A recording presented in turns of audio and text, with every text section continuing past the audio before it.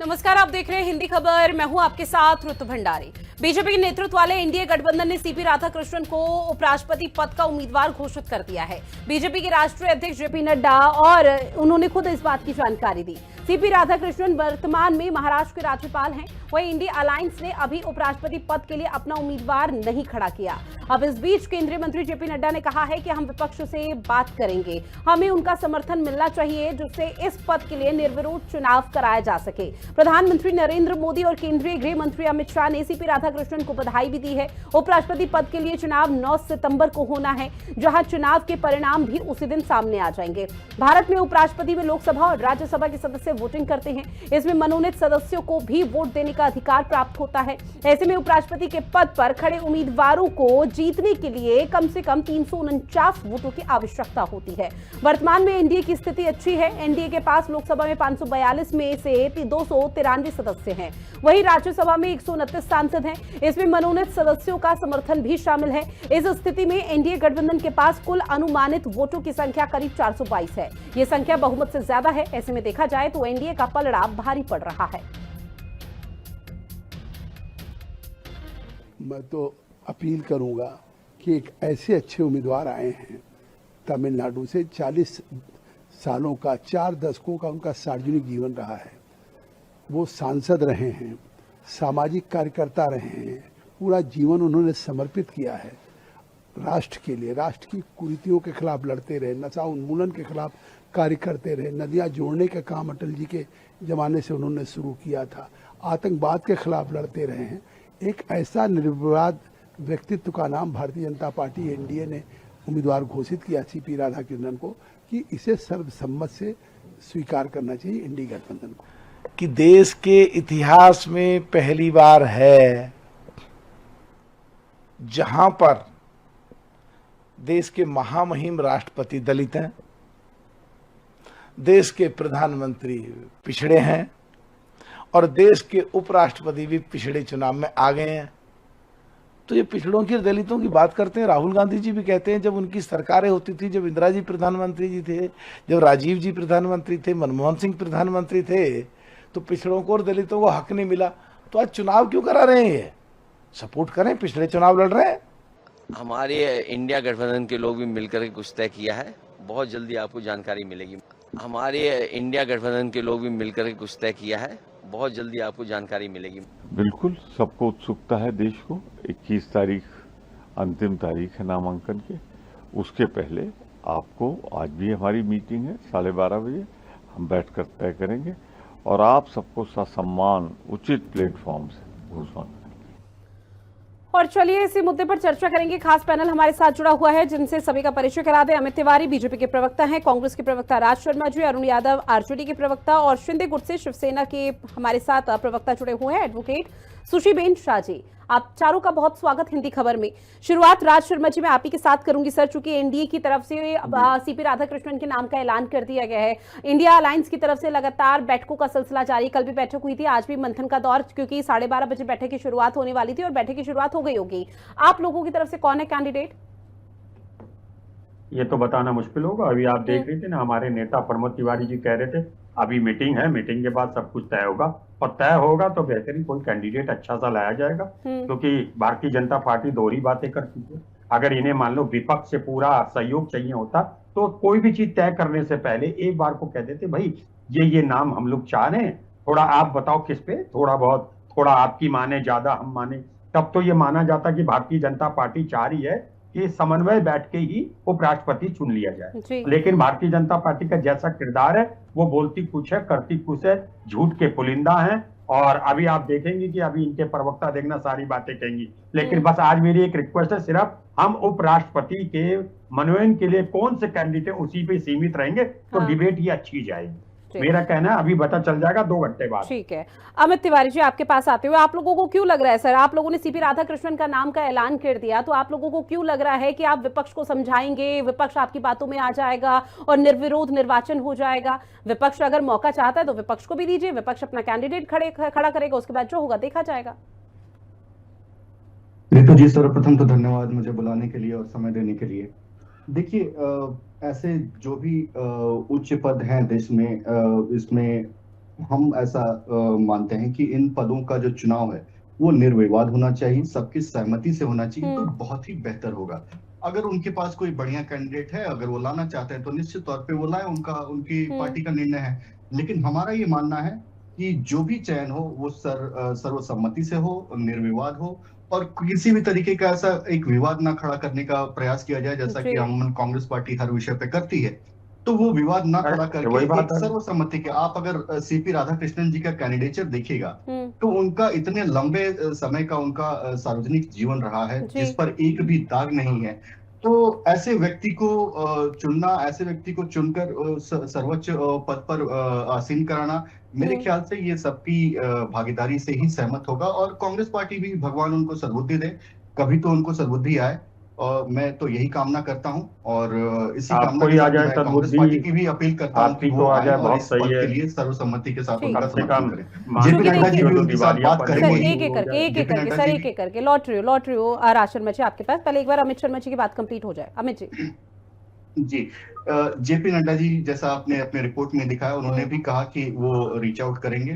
तो निश्चित तौर पे उन कांग्रेस पार्टी और इंडी अलायंस के जितने भी घटक दल हैं उनसे भी समर्थन की अपील रहेगी।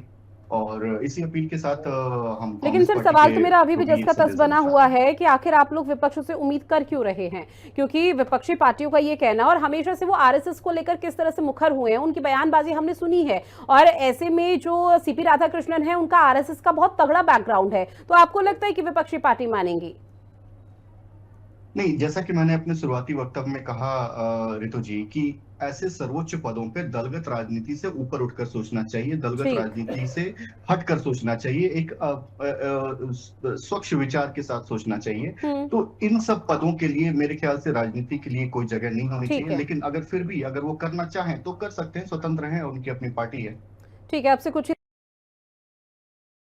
देर बाद यहाँ पर शायद इंडिया अलायंस की तरफ से नाम भी सामने आ जाएगा, उम्मीद जताई जा रही है। अरुण यादव जी आपके पास आते हुए, अब आप लोगों को क्या लग रहा है कि एक बड़े पद के लिए जब यहाँ पर दोनों ही दलों की तरफ से नाम सामने आ रहे हैं, तो क्या वाकई में दलगत राजनीति से ऊपर उठकर देखना चाहिए? क्योंकि फिलहाल तो एनडीए की तरफ से उम्मीद की जा रही है कि जो इंडिया अलायंस आप लोगों का गुट है, गठबंधन है, वो फिलहाल मान जाए, निर्विरोध निर्वाचन हो जाए। देखिए रितु जी, निर्विरोध है निर्वाचन का सवाल कहाँ पैदा होता है। और हमारे साथी बता रहे थे कि उच्च पद के लिए सर्वसम्मति बननी चाहिए, निर्विरोध चुनाव ही बेहतर रहता। लेकिन जी। सरकार में बैठे लोगों ने आवाज नहीं आ रही। विश्वास में लेकर, आवाज जा रही है रितु जी? जी सर, आ रही है। तो विपक्षी दलों के लौटूंगी अमित जी, एक बार कंप्लीट हो जाए उनकी बात। विपक्षी दलों के नेताओं को विश्वास में लेकर उम्मीदवारी तय करती था। तो और हमारा सेकुलर देश है, धर्मनिरपेक्ष राष्ट्र है, और आप जानते हैं, और अभी आप खुद रितु जी बता रही थी, संघ से जुड़ा रहा है, बैकग्राउंड से है, और संघ के बारे में हमें किसी प्रकार की टिप्पणी करने की जरूरत नहीं। संघ का इतिहास क्या है सबको पता है, और संघ किस तरह का संगठन है, नफरत फैलाने वाले, जिन्होंने 53 साल तक देश का जो तिरंगा है, तिरंगा फहराने का काम नहीं किया, संविधान जलाने का काम किया, तिरंगा का अपमान करने का काम किया। उन्हें संविधान में आस्था नहीं है, लोकतंत्र से कोई मतलब नहीं है। तो ऐसे बैकग्राउंड के व्यक्ति को हमारा सेकुलर मुल्क है, और कैसे स्वीकार करेगा भाई? तो जहां तक इंडिया गठबंधन की बात है, तो इंडिया गठबंधन की बैठकें चल रही है। आपको 1-1.5 घंटे के बाद या 2 घंटे के बाद सारा चीज क्लियर हो जाएगा, और इंडिया गठबंधन का कौन उम्मीदवार होगा।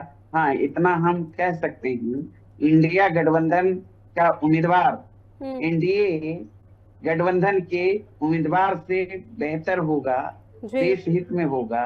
ऐसा व्यक्ति होगा जिनका इतिहास रहा होगा, देश के गंगा जमुनी तहजीब की रक्षा के लिए उन्होंने पसीना बहाने का काम किया होगा, जो हमारा मुल्क का सेकुलर ताना बाना है, उसके लिए काम करने वाले व्यक्ति को ही आगे किया जाएगा इंडिया गठबंधन की ठीक तरफ है, से। आपसे कुछ ही देर बाद थोड़ा और इंतजार करना होगा, शायद वो नाम बहुत जल्दी सामने आ जाएगा। ठीक है सर।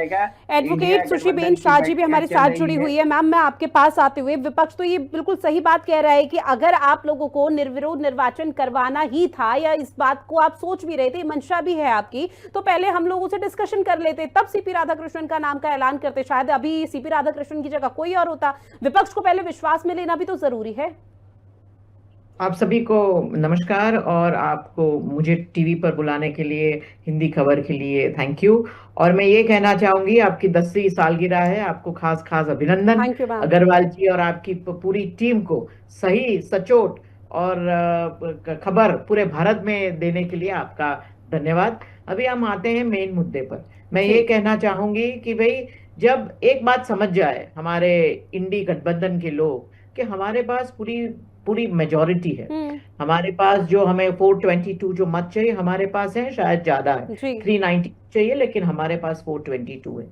लेकिन सीपी राधाकृष्णन जी की बात कर रहे हैं। अभी मेरे आरएलडी के भाई ने लंबा चौड़ा भाषण किया देश हित में कि कैसा उम्मीदवार होना चाहिए, और मैं समझती हूँ सीपी राधाकृष्णन हर चीज में खरे उतरते हैं। वो गवर्नर रह चुके हैं, पूरा समतोल साध के सामाजिक सलोखा रख के बड़े संयमी नेतृत्व है। फिर वो झारखंड हो, फिर वो महाराष्ट्र हो, और यादी अपने आई थिंक तीसरे में थे वो अपने तेलंगाना में।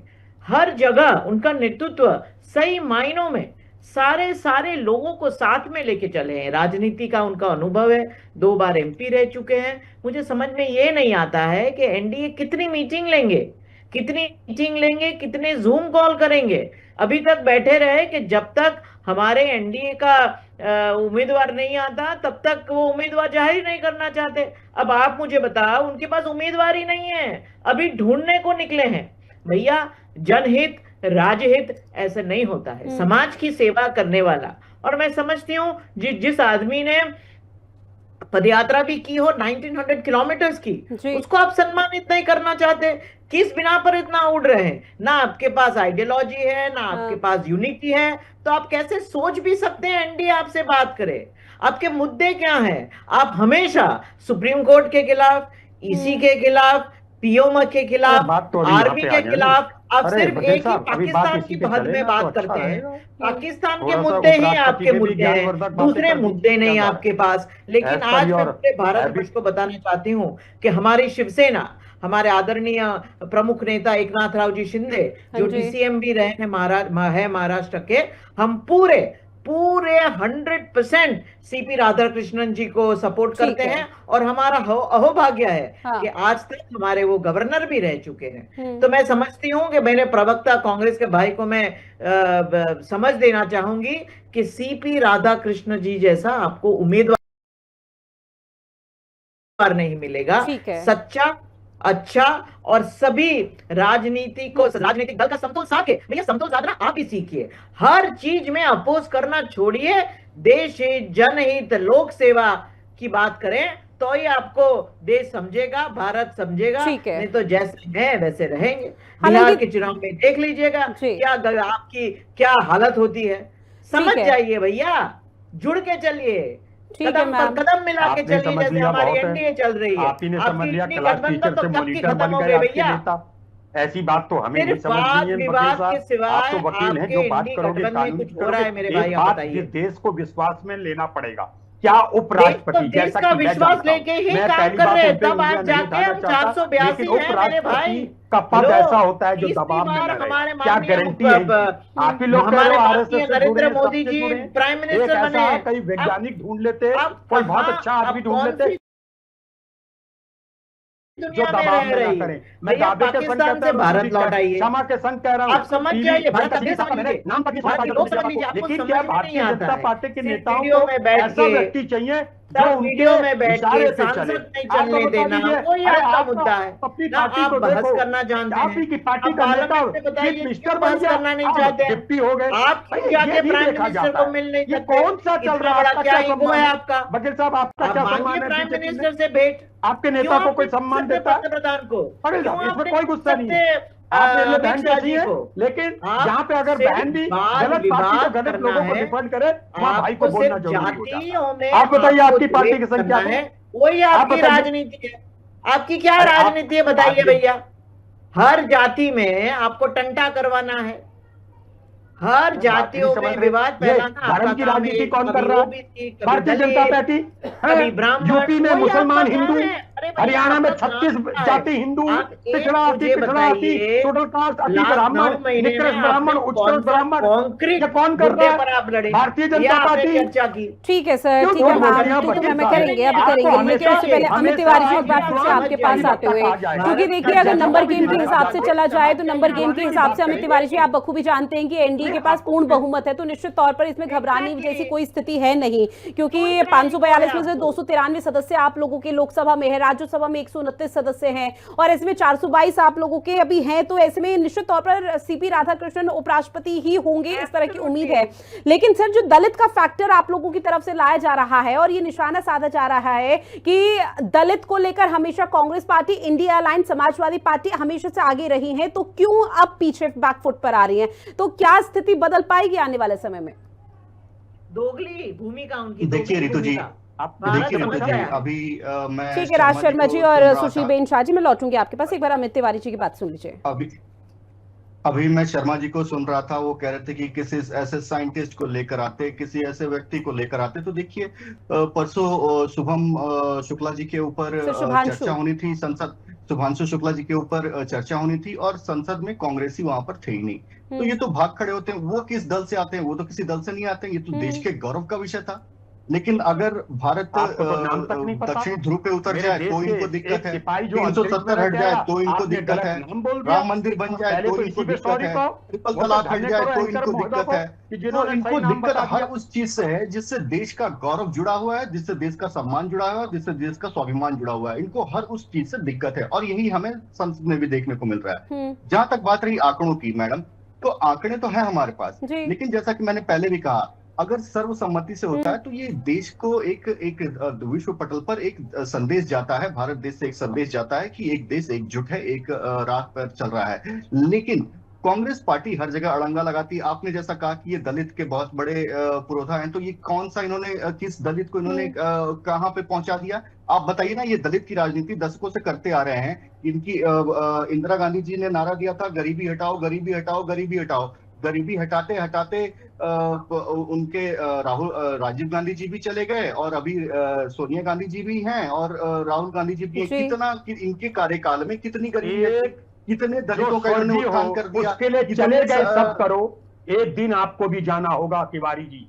ये सभी जाएंगे शर्मा जी, सभी जाएंगे। कोई यहाँ पर जीवन रहने के लिए नहीं आया है। लेकिन जिस तरीके से जो आप दावे कर रहे हैं, घर में भी हुई, जो आपके दावे रहते हैं, कहाँ गए वो भी ऊपर चले गए? आप बताइए ना। शर्म कीजिए। क्या प्रधानमंत्री जी वो भी स्वर्गीय के लिए आप कहते हैं चले गए?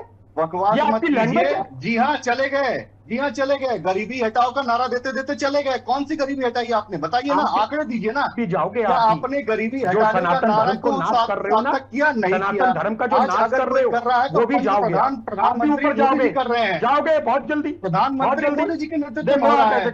आज अगर 23 करोड़ लोग गरीबी से बाहर आए हैं तो पंत प्रधान मोदी जी के नेतृत्व में बाहर आए हैं। को पार कर दिया है।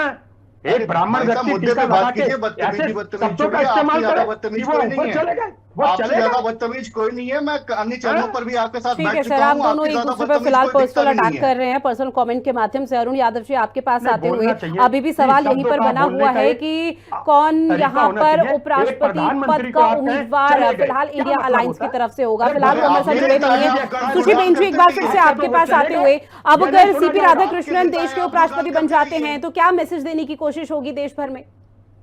आप गांधी परिवार के तलवे चाट हम हमेशा हमारे नरेंद्र मोदी जी और पूरा इंडिया गठबंधन एक इंक्लूसिव पॉलिटिक्स करते हैं, फिर वो देश की हो, धर्म का हो, प्रांत की हो। इस बार दक्षिण भारत से उम्मीदवारी देखिए एक ऐसे आदमी से कि जो सबको साथ में लेकर, दक्षिण भारत को हमने दिया है उम्मीदवारी। मैं तो आग्रह करूंगी शर्मा जी को कि दक्षिण भारत के सारे जो स्टेट हैं वो जरूर सीपी राधाकृष्णन जी के मत में वोट करेंगे। आप में क्या रहेगा, कुछ नहीं। अभी बात करें उनकी राजनीतिक कारकिर्दी से या उनका इंटेंशन, जैसे कह रहे हैं कि हमें धर्मनिरपेक्ष वगैरह वगैरह लोग चाहिए, जरूर, लेकिन हिंदू होना और धर्मनिरपेक्ष होना उसमें ज्यादा कुछ फर्क नहीं है। There is no conflict. हम हिंदू भी हो सकते हैं, हम बड़े गर्व से कहते हैं कि हम हिंदू हैं, और हम धर्मनिरपेक्ष भी हो सकते हैं। उसमें क्या विवाद, मुझे ये समझ में नहीं आता है कि ये जो सेक्युलर का बैज लगा के ये इंडी गठबंधन जो बाकी चुका है वो रहते हैं, वो समझ नहीं पा रहा है कि भारत जिसमें 80% हिंदू है, आप क्यों नहीं चाहते कि उपराष्ट्रपति ऐसे प्रांत से जुड़ा हो, ऐसे संगठन से जुड़ा हो जो हिंदू होने का गर्व करती है। गलत क्या है इसमें? ठीक, आप मुझे बताएं गलत क्या है। मैं आपके अरुण भाई और राज शर्मा जी को पूछना चाहूंगी कि सीपी राधाकृष्ण आरएसएस से बिलोंग करते हैं, तो उस पर गलत क्या है? गर्व की बात है। लेकिन विपक्षी पार्टी मैम आरएसएस विचारधारा नहीं मानती, देश हित में काम नहीं कर रहे हैं, जन सेवा नहीं कर रहे हैं, जनहित में मुझे काम नहीं कर रहे हैं। जी, क्या वो राष्ट्रपति नहीं रह चुके हैं? क्या वो सांसद नहीं रह चुके हैं? क्या वो अपना 2 स्टेट में गवर्नर नहीं रह सके? आप भी महाराष्ट्र में हैं। ठीक है, राज शर्मा जी बात कर रहा है, मुद्दे पर बात करें। सी बात कहना चाहता हूँ, शायद वकील साहब 1925 में आपका आरएसएस बना, 47 में, यानी 22 साल में देश को आजाद कराने के लिए मुझे 3 काम आप दोनों में से जो बता दे आरएसएस ने करे। आरएसएस, इसलिए आरएसएस का, और 53 साल लग गए उन्हें अपने कार्यालय में झंडा लगाने के लिए।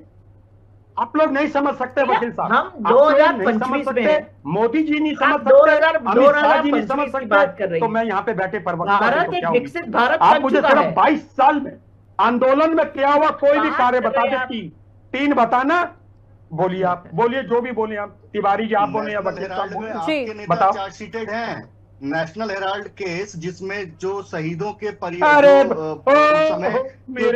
ने बनाया, देखो ये बता दूं, बनवाया, आप लोग मानसिक रूप से दिवालिया और व्यवहारिक रूप से गुलाम हो चुके। इसमें आपके नेता चार्जशीटेड है, कोई पता नहीं होता, जेल जाने वाले हैं, और आपका संबंध चारा चोरों से है, आपका संबंध चारा चोरों से है। तो आपने क्या किया? फिलहाल ये है कि आरएसएस का कहीं ना कहीं कनेक्शन है सीपी राधाकृष्णन से, और विपक्ष उसी को लेकर लगातार सवाल उठा रहा है। विपक्ष यही तो पूछ रहा है, यही तो कह रहा है कि आरएसएस की विचारधारा हमें पसंद नहीं है। अगर आप लोग यहाँ पर चाहते हैं कि भाई निर्विरोध निर्वाचन हो, तो शायद दूसरा आपको कैंडिडेट ढूंढना पड़ेगा। लेकिन अमित जी, मेरा सवाल आपसे ये रहेगा कि देखिए, बिहार में विधानसभा चुनाव इसी साल के अंत में होने हैं। बिहार को लेकर एसआईआर का मुद्दा गरमाया हुआ है, विपक्ष लगातार यहाँ पर कई बात कह चुका है, और आप लोगों की तरफ से भी लगातार सफाई भी दी जा रही, चुनाव आयोग की हम तमाम चीजों को देख चुके हैं। लेकिन तमिलनाडु में भी चुनाव अब होंगे आने वाले समय में, तो ये कहा जा रहा है और आरोप ये लग रहा है कि सीपी राधाकृष्णन को कैंडिडेट बनाकर आप लोग चाहते हैं कि तमिलनाडु में जो चुनाव है वहां पर आप लोग किसी तरह से अपने जनादेश को मजबूत कर पाए, क्योंकि दक्षिण भारत में स्थिति बीजेपी की अच्छी नहीं है। फिर भी हमने दिया उम्मीदवार दक्षिण भारत से। देखिए, ऐसी कोई बात नहीं है। ये सारी डिसीजन जो होते हैं, जैसा कि मैंने पहले भी कहा, ये दलगत राजनीति से ऊपर उठकर होते हैं। कहाँ पे हम कमजोर हैं, कहाँ पे हम मजबूत हैं, इन सब चीजों को अगर देखकर करना होता तो बहुत सारे राज्य पे जहां पर हम मजबूत है वहां से हम कैंडिडेट देते हैं। लेकिन ये जो चुनाव है, ये जो पद है, ये दलगत राजनीति से ऊपर उठकर हमें सोचना चाहिए। एक दक्षिण से, जैसा कि हमारे एडवोकेट महोदय ने बताया, जिस तरीके से एक दक्षिण से एक व्यक्ति का चयन होना है, उस पर सभी दलों को साथ में आना चाहिए। ठीक है, अब आने वाले समय में किस तरह की स्थिति इस पर रहेगी, क्योंकि उठापटक लगातार देखने को मिल पा रही है। लेकिन उससे पहले नजरें टिकी हुई है कांग्रेस पार्टी के राष्ट्रीय अध्यक्ष मल्लिकार्जुन खड़गे को लेकर कि क्या नाम सामने आता है इंडिया अलायंस की बैठक के बाद। बहरहाल आप सभी मेहमान जुड़े, इस महत्वपूर्ण विषय पर चर्चा की है, उसके लिए आप सभी का बहुत शुक्रिया। खास पेशकश में इतना ही। देश और दुनिया की बड़ी खबरों के लिए आप बने रहिएगा हिंदी खबर के साथ। नमस्कार।